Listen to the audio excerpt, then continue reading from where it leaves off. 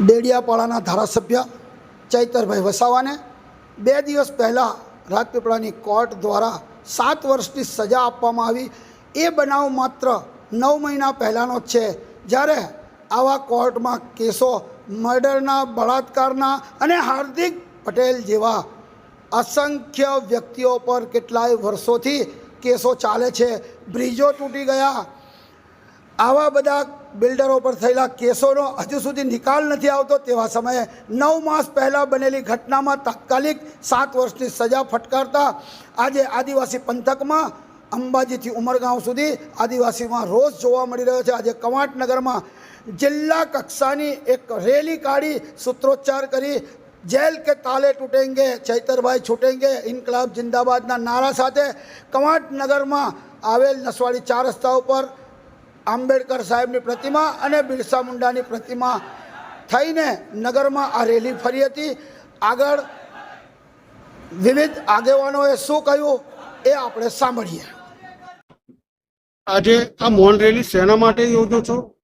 શું કારણથી આ મૌન રેલી આજે તમે યોજી રહ્યા? હાલમાં 2 દિવસ પહેલા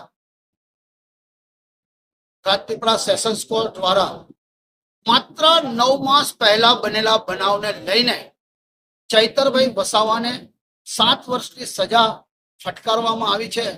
તેના સંદર્ભે આજે ઉમરગાંવથી અંબાજી સુધીના આદિવાસી વિસ્તારમાં લોકોમાં રોષ ફેલાયો છે કે વર્ષો જૂના મર્ડરના કેસ છે, બળાત્કારના કેસ છે, પણ તેઓ ભારતીય જનતા પાર્ટીનો ખેસ પહેરી લે છે તો જાણે ગંગામાં પવિત્ર થઈને આવ્યા હોય તેમ તેઓની સામેના કેસો દબાઈ દેવામાં આવે છે। જ્યારે આ ચૈતર વસાવા માટે માત્ર 9 માસના બનાવની અંદર ડિસિઝન આપી દેતા આજે આદિવાસી સમાજમાં રોષ ફાટી નીકળ્યો છે અને હાલમાં સરકારને એવું લાગી રહ્યું છે કે ચૈતરભાઈ વસાવાનું કદ વધી રહ્યું છે।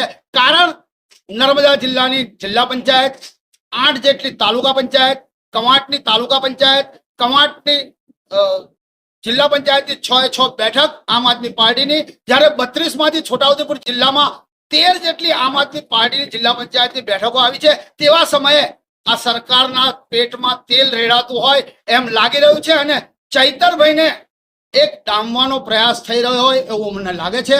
તેથી આજે ચૈતરભાઈના સમર્થનમાં કવાંટ ખાતે જિલ્લા કક્ષાની એક આ મૌન રેલી કાઢી કવાંટના જીબી મેદાનની સામે આવેલ ભંગિયાભાઈ રાઠવાના મેદાનમાંથી અમો નસવાડી 4 રસ્તા પર આંબેડકરની પ્રતિમા પર અને ત્યારબાદ બિરસા મુંડાની પ્રતિમા પર હાર તોરા કરી વહેલી તકે ચૈતરભાઈને રાહત થાય તેવી અમે ઈશ્વરને પ્રાર્થના કરનાર છે।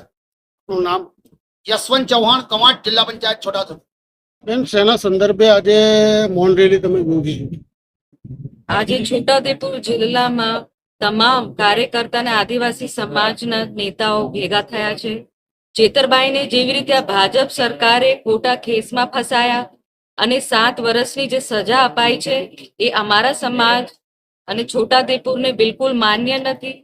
ચેતરભાઈને ખોટી રીતે જેલમાં ફસાવાનું આ આખું કાવતરું છે, તો એના ચેતરભાઈના સમર્થનમાં તમામ છોટાઉદેપુરના કાર્યકર્તા ભેગા થયા છે અને આજે અમે રેલીનું આયોજન કર્યું। આગળ તમારા શું પગલા રહેશે બેન? આગળ પગલા અમારા ચેતરભાઈને બચાવવા અમે તમામ જે કાયદા કાનૂન પ્રક્રિયા છે એના પર જશું। અમે હાઈકોર્ટ અને સુપ્રીમ કોર્ટ સુધી લડવા તૈયાર છે અને તમામ જનતા તો પણ રોડ પર ઉતરીને ચેતરભાઈને સમર્થન આપવા તૈયાર છે। આપનું નામ? રાધિકા રાઠવા, પ્રમુખ છોટાઉદેપુર જિલ્લા।